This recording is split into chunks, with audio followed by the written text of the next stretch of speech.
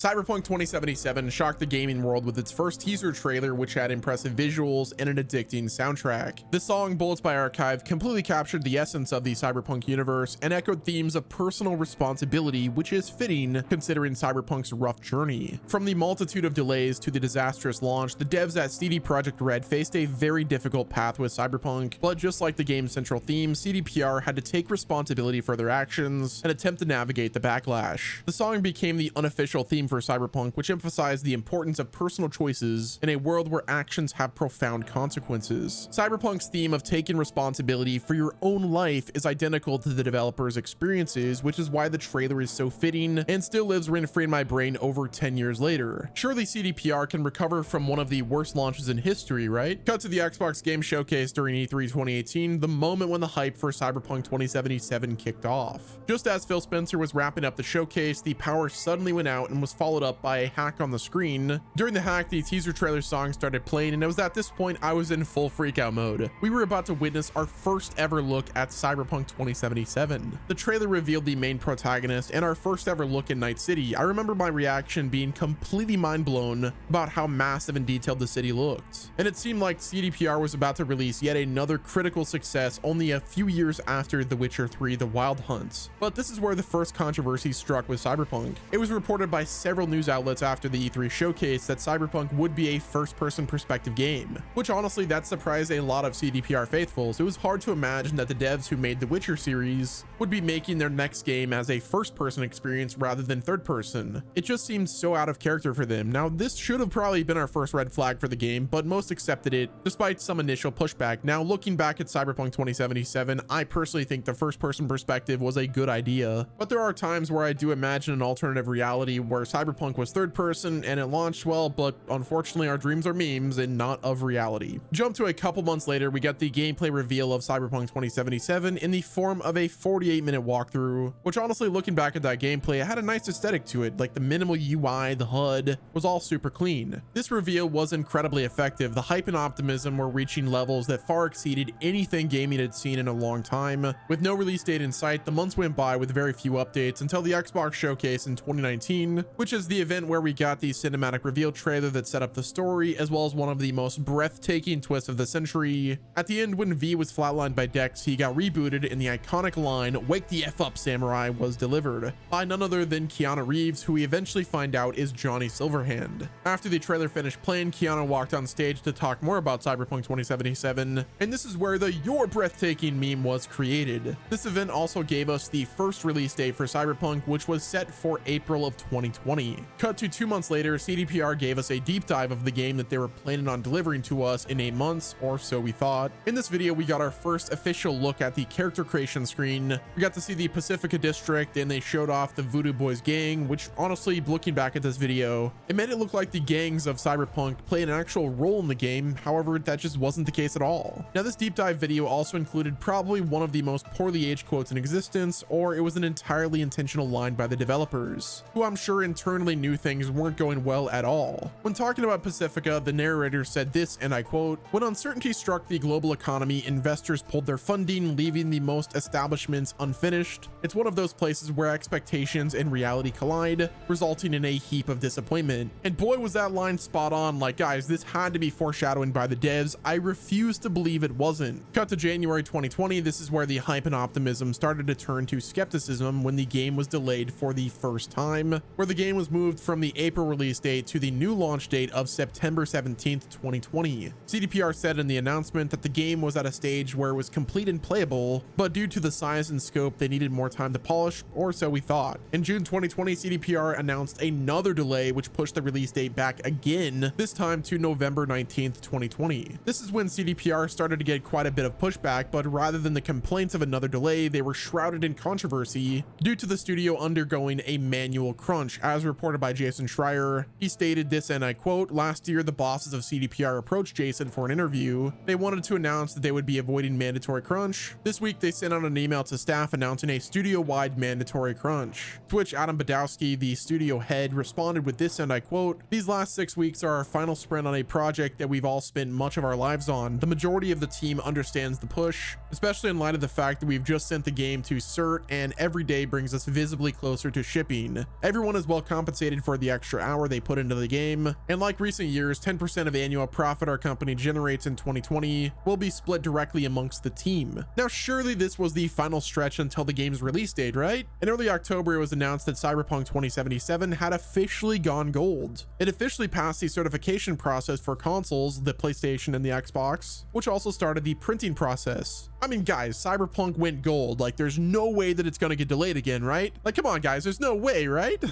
Okay, maybe just one more delay. On October 27th, just a few weeks left until the launch, CDPR announced yet another delay. This time, it was due to extra improvements that were supposedly being made for the Day Zero patch. So despite the game passing certifications from Sony and Microsoft, another delay to December 10th, 2020 was necessary. Would this be the last and final delay, or would the rug get pulled again? Well, it was confirmed by the CDPR Twitter account that the December 10th release date would become the official release date of the game. Unfortunately for CDPR, this would be the start of one of the most disastrous video game launches ever. On December 7th, just a few days before Cyberpunk 2077's launch day, industry reviews started to roll out, which weren't nearly as positive as many were expecting, especially after how many delays we had to deal with. Many of the reviews stated similar experiences, that optimization was a major problem and the game was riddled with bugs. Now, the copium that I was using was the fact that many of the reviewers weren't playing on the Day Zero patch. Like, guys, don't sweat it. The Day Zero patch is gonna fix everything. These guys made The Witcher 3, one of the best and most optimized open world RPGs ever. Well, December 10th rolled around and our worst fears became reality. Cyberpunk 2077 clearly was not in the state that we were all hoping it would be in. The only individuals that had somewhat of a good experience with the launch of the game were on PC, and even then, the game was riddled with crashes and graphical glitches. And just overall, it didn't meet the expectations that we were used to from CDPR, because clearly things internally were not going well. Looking back at it, we were so spoiled with The Witcher 3. CDPR cooked with that game, and I'm glad they did. But boy, oh boy, was that a shock back to reality. The delays should have told us everything we needed to know, but due to the hype and blind trust we had in CDPR, we all bought the game and attempted to play it. I was one of the lucky people with a monster PC that basically forced the game to run. But don't get me started on the console situation. It made my experiences on PC look like child's play. It was so bad that the team had to bring back the yellow background black text template to address their community. In the statement, they apologized for not showing us the game on Xbox One and PS4. They also confirmed that updates were on the way to fix bugs, crashes, and general improvements. And finally, they confirmed that anyone who wasn't pleased with the game can opt for a digital refund as well as physical refunds. The game was also removed from the PlayStation Store, which honestly is pretty wild to think about. I still question to this day how Cyberpunk ever passed the certs from Microsoft and Sony. I hope the Cyberpunk situation kind of forced MS and Sony to kind of fix their internal processes, because there is no way that Cyberpunk ever should have passed any certification at all. But that's an entirely different rabbit hole to go down. A month later in January, CDPR released a video statement that shared the studio's perspectives on what happened and reaffirmed their commitment to quality. The release of this game burned a lot of people. Despite the narrative and gameplay being great, the launch date of this game was inexcusable, but despite all odds, the team provided a solid roadmap. Throughout 2021, Cyberpunk received multiple hotfixes, which were mainly general stability improvements, fixed some bugs and major crashing issues. The console version still struggled quite a bit even after the hotfixes. The first update for the game dropped in January via the 1.1 update, which primarily focused on stability improvements and bug fixes, which laid the groundwork for future updates. It fixed a ton of crashing issues, including memory usage improvements. There were also console-specific optimizations, and it had some open world and quest-related fixes, but nothing too crazy. Jump to February 2021, CDPR unfortunately experienced a cyber attack, which delayed the release of the 1.2 patch, but luckily it dropped at the end of March, and it was a beefy patch. The notes alone were over 8,000 words long. Needless to say, the CDPR optimization we knew and loved with The Witcher 3 was starting to happen with Cyberpunk, but luckily the team was just getting started. 3 months later in June, Cyberpunk 2077 was added back to the PlayStation Store, which they recommended only playing on the PS4 and the PS5 versions of the game, and not the base PS4 version. Later in August, we got another major update via the 1.3 patch that added our first bit of free DLC and a plethora of changes, optimizations, and further improvements. In February of 2022, CDPR was still cooking and revealed the major 1.5 update that included the next-gen update as well. This is when the tides officially shifted for this game. This update brought various improvements to combat AI, new combat abilities. There was also the burnout mode, which brought drifting and other driving mechanics. There's new items added, clothing, weapons, scopes, and new apartments. It also rebalanced the game's economy with increase rewards from jobs. They rebalanced the quick hacks, improved the game's visuals, added toggle walking on PC, and so much more. My replay of Cyberpunk 2077 on the 1.5 update was a surreal experience. This update changed my outlook on Cyberpunk as a game. The 1.6 update continued on the path toward excellence with the Edge Runners update, and they officially teased the Phantom Liberty expansion. The 1.6 update brought various gameplay fixes, free DLC, and content inspired by Cyberpunk Edge Runners, the anime, which then went on to win Anime of the Year. Honestly, if you haven't seen Edge Runners, I strongly recommend it. The impact of this anime was a culture shift for Cyberpunk. A game memed out of existence due to how awful it launched has a newfound respect because of the excellent storytelling from the anime. People went and bought Cyberpunk 2077 in droves. It got to the point where Cyberpunk 2077 had 1 million plus daily active players following the Netflix anime and the Edge Runners update. The incredible work that CDPR did over the last 2 years finally got the appreciation that it deserved. Throughout the rest of 2022 and the start of 23, they released a DLSS 3 update and brought a new ray tracing overdrive mode in April, which was a bonkers visual upgrade that I don't even know how my PC was able to run. At this point, CDProjektRed probably could have called it quits and moved on from this game, but they said, nah, hold up, I got one more in me. And that was in the form of the Cyberpunk 2.0 update. This update was a total overhaul to the game. Honestly, CDPR probably would have had an easier time writing the patch notes for the 2.0 update by mentioning the things that they didn't change. This update was absolutely massive. It was game changing. However, the main highlights for this free update were things like the combat AI enhancement, a total overhaul to net running, vehicle combat, a new police system similar to GTA with wanted levels, inevitably ending and getting completely wrecked by max tac. This update also included a complete perk tree overhaul and just an absurd amount of additional changes. Now, along with the 2.0 update, the Phantom Liberty expansion for Cyberpunk 2077 released, which was the first and only expansion for the game. And it starred none other than Idris Elba and was set in a new district called Dogtown, where you were tasked with saving the president of the new United States. This expansion was phenomenal. It brought a new relic skill tree that unlocked unique abilities, and in terms of quality, it stands amongst the best expansions ever made. Yes, I'm talking about The Witcher 3 Blood and Wine and the new Shadow of the Erdtree expansion. This update and expansion marked the conclusion of Cyberpunk 2077's redemption arc, and man, did they go out with a bang. As much as I would love for CDPR to keep building on this game, I am fully satisfied with the state of the game. After countless free updates, DLC, and now the Phantom Liberty expansion, the overall experience of Cyberpunk 2077, like the whole package, is one of the best games ever created. In December 2023, Cyberpunk 2077 went on to win a Game of the Year award for Best Ongoing Game, which I think is well deserved. As of recording this video, there are 0 developers from CDPR working on Cyberpunk 2077, which almost feels bittersweet given the long journey to redemption, but the conclusion of this saga gives me hope for the future. It was announced in February of 2024 that the follow-up to Cyberpunk 2077, codenamed Project Orion, is in development, but this time the game's development will be led by the team at CDPR Boston. The studio vets involved in Cyberpunk 2077 and Phantom Liberty are joining them in Boston, as well as a ton of well-known AAA developers like Dan Hernberg, previously at Blizzard and Amazon Games, Brent Bernard from Ubisoft Massive, and a ton of other known devs. In a recent episode of the Answered podcast, Dan Hernberg had this to say: I think Cyberpunk is obviously a uniquely American story. It's got a lot of like punk energy and was written by an American, so it just seems right to do it in America. He said, in America, everything is just slightly different. It doesn't break immersion, but it's that little things where you're like, well, maybe this wasn't by the people who live here or who fully understand American culture. I also think the studio being in America allows us to have those cultural touch points. They then confirmed that Project Orion isn't entirely being made in America. CDPR's Vancouver studio is also pitching in on the sequel, and the Canadian studio is working on some really cool stuff for the upcoming game, which is pretty exciting. With Project Orion being in the early stages of development utilizing the Unreal Engine 5, I hope the team at CDPR Boston and Vancouver understand the assignment, take their time, and don't announce this game until it's absolutely at the point where they know it will ship in an acceptable state. Cyberpunk's journey mirrors the central theme of the story, taking responsibility and facing consequences. From the overwhelming hype and failed promises to the disastrous launch that shattered the good faith that CDPR had built with their previous titles, CDProjektRed's experience became a cautionary tale in the industry. But despite all odds, the team managed to redeem the game, from the critically acclaimed Phantom Liberty expansion to winning Best Ongoing Game at the 2023 Game Awards. Their redemption arc, just like the stories of the characters in Night City, demonstrated the power of perseverance. And as the team at CDPR embarks on their next chapter in the Cyberpunk universe. I hope their past struggles are a significant lesson in personal responsibility. Thanks for watching this video. If you enjoyed, do me a favor, drop a like, subscribe with your notifications turned on, and until next time, this has been Wes, and I will talk to you chooms later.